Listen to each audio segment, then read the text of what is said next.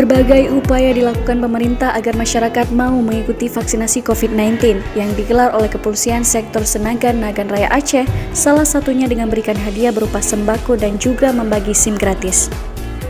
Tampak berbeda dari biasanya, panitia menyediakan sembako serta kotak undian untuk para peserta yang bersedia untuk divaksinasi.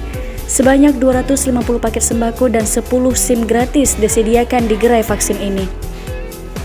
Sebelum dilakukan penyuntikan, peserta terlebih dulu diperiksa kesehatan oleh petugas vaksinator. Jika sudah bisa divaksin, kemudian mereka dilanjutkan dengan penyuntikan. Usai divaksin, peserta langsung mengambil nomor undian untuk penerimaan SIM gratis. Selain itu, warga yang sudah divaksin bisa mengambil sembako secara gratis. Disediakan 250 paket sembako.